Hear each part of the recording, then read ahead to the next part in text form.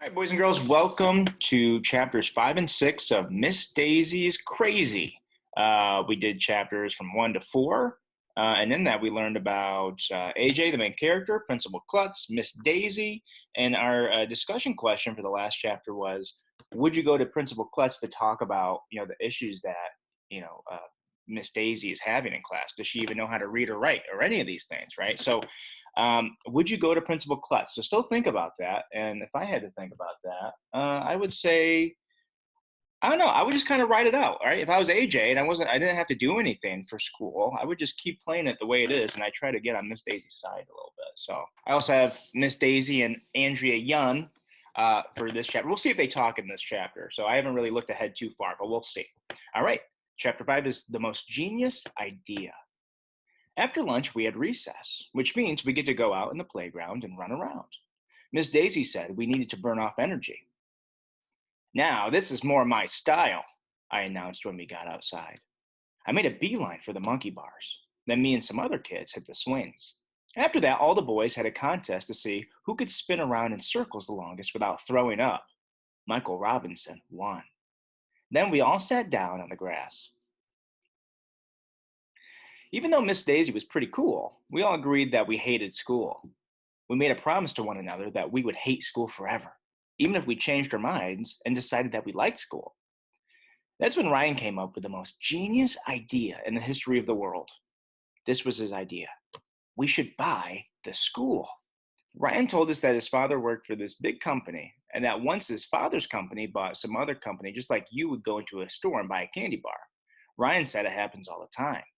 He said he didn't see any reason we couldn't buy the school just like that. If we bought the school, what would we do with it? Michael Robinson asked. We could do anything we want with it. We'd own it. Could we turn it into a video game arcade? I asked. Sure, why not? Instead of teaching reading and writing and arithmetic, we could teach kids how to play video games. And could we ride skateboards in the hallways? Asked Michael Robinson. Sure we could, Ryan said, if we owned it. I got all excited because if there's one thing that I like to do almost as much as playing football, it's playing video games. Oh, and riding skateboards. I started emptying out my pockets. I had a nickel, 3 pennies, and a lifesaver. The other boys emptied their pockets too. We separated all the pennies, nickels, and dimes into little piles. Then we added up all the money. We had $1.32. Wow, Michael Robinson said. That's a lot of money. I don't think it's enough to buy a school, said Ryan, who knew a thing or two about financial matters because his father worked for this big company. Well, how much do you need to buy a school? I asked. Beats me, said Ryan. We better ask Miss Daisy. We all rushed inside after recess and asked Miss Daisy how much it would cost to buy the school.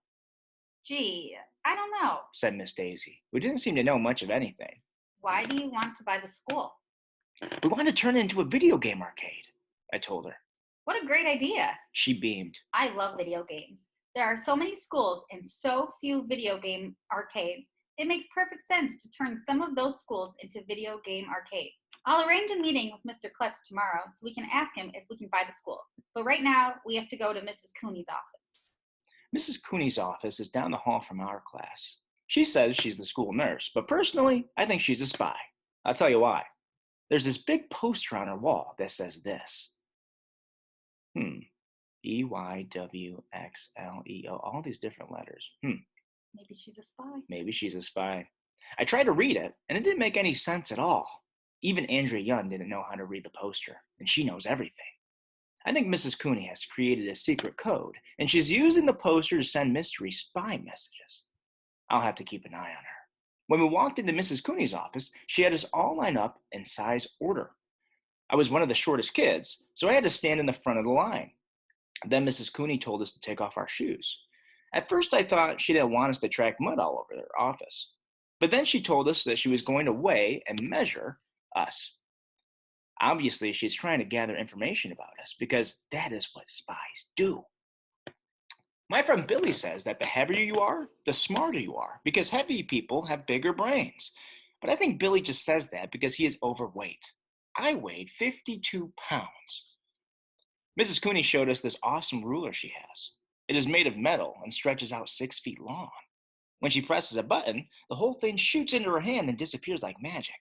That is cool. I'll bet she has lots of other spy tools, too. She wouldn't let us play with her magic ruler, but Mrs. Cooney ran around measuring everything. She showed us that the bench we were sitting on was 17 inches high. The door to her office was 30 inches across, and her foot was 12 inches long. Hey, my foot is a foot. Mrs. Cooney exclaimed. Aren't all feet feet? I asked. Some feet are less than a foot, and some feet are more than a foot. She replied. But my foot is exactly a foot. I had no idea what she was talking about. Mrs. Cooney wrapped the measuring tape around her forehead and announced, Look, my head is almost 2 feet in circumference. I knew that circumference was the distance all the way around the circle, and diameter was the distance through the middle of a circle. What's the diameter of your head, Mrs. Cooney? I asked. Everybody laughed, even though I didn't say anything funny. That would be hard to measure. But isn't measuring things fun? Mrs. Cooney asked. I wonder how much the scale weighs. Mrs. Cooney started to measure and weigh more things, but Miss Daisy said we had to go back to class. All right, chapter 6. All right, so we got Mrs. Cooney, the new character. Good job picking up on that real quick. That's the nurse. So, would you buy the school? Would you buy the school? If you could, right? They only have what, $1.32? Do you think that's enough to buy a school? Certainly not enough, right? It might be enough for lunch, but not enough for a school, I don't think. Let's see what chapter 6 is all about. Chapter 6 is called, What Do You Want to Be? Okay. At the end of the day, Miss Daisy sat on the floor and we all sat around her. She told us to talk about what we want to be when we grow up, I want to be a veterinarian, said Andrea Young. Does anyone know what the word veterinarian means? Asked Miss Daisy. That's somebody who doesn't eat meat, said Michael Robinson. It is not, I said. That's a vegetarian. A veterinarian is somebody who fought in a war, That's a veteran. Miss Daisy said. Andrea, would you like to tell the class what a veterinarian does? A veterinarian is an animal doctor. That Andrea Young thinks she knows everything. But for once, I knew she was wrong. Animals can't be doctors, I said. Everybody laughed, even though I didn't say anything funny. Miss Daisy said a veterinarian is a doctor who takes care of animals. That made a lot more sense than that dumb thing Andrea said. Emily was next, and she said she wanted to grow up and become a nurse in a hospital. Why do you want to do that? I asked. People come into hospitals all sick and injured, their arms falling off, their guts hanging out, AJ, Miss Daisy said in her serious voice. Emily got all upset and ran out of the room crying. What did I say? I asked. what do you want to be when you grow up, AJ? Miss Daisy asked. I'm going to be a famous football player, I said. Really? And why did you choose that field?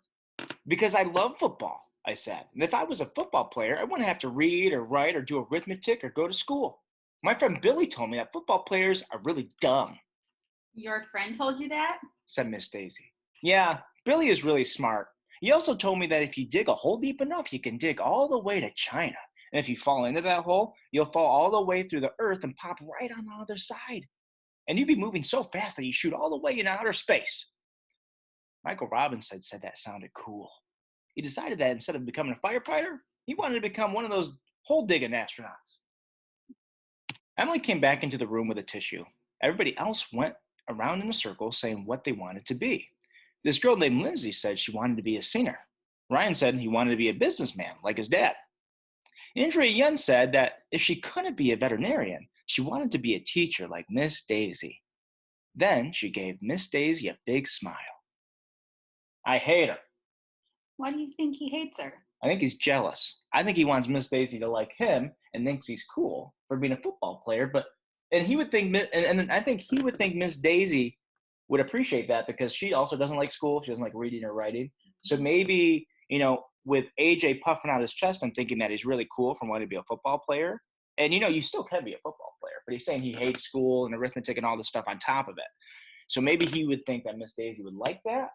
But it's going the opposite way. It's going the opposite way. I don't know, he's starting to see that, maybe Miss Daisy likes people like Andrea Young who are working a lot in the classroom or who are helping out and are participating. So I don't know. That's chapters 5 and 6. 6 was actually pretty quick. So yeah, let's think of a discussion question. I think one of the discussion questions could be, what do you want to be when you grow up? AJ thinks he wants to be a football player. Andrea Young wants to be someone like Miss Daisy, wants to be a teacher. Ryan wants to be a businessman. I think when I was that age, what I really wanted to be was a video game tester, because I thought if you can play video games all day and you can just test them, that there's nothing better than that. But I think staring at a screen for that long, now I think that wouldn't be the best option for me. And I think teaching's working out just fine. I like teaching a lot. So I think at that age, it's hard to say what you really want to be until you're a little bit older, but it's still fun to kind of play around with. Another question is, do you think, Miss Daisy, do you think Miss Daisy is really for having an arcade? Do you think she genuinely or, really wants an arcade and thinks that would be a cool idea? I don't know. I think it'd be a cool idea, but I don't know. I think having schools are important too. Because if you're just playing video games all day, you got to think, you got to problem solve, and games can do that. But you got to make sure you're playing the right game, because games you can solve puzzles, you can do multitasking, you can work on solving and having a solution for something. So games can be good, but too much, and you don't want that either. All right, so those are the discussion questions. So what would you want to be when you grow up? And the second one was, do you think Miss Daisy was really in favor of having all the arcades, more arcades than schools, right? Do you think she is really all for that? And in the next video, we're gonna have, I'm gonna go over the packets. I'm gonna go over the review stuff, what's going over for the first week and the second week for math and ELA. I'm gonna go over the packet. I have it over here with me. And luckily I can put it in a PDF. It's already in a PDF, so I can put it on the screen and I can, kind of work over it together. So, parents, if you have any questions with that, just, I can make it into a video and we can make it work. Okay. All right. We'll see you in the next video. Bye.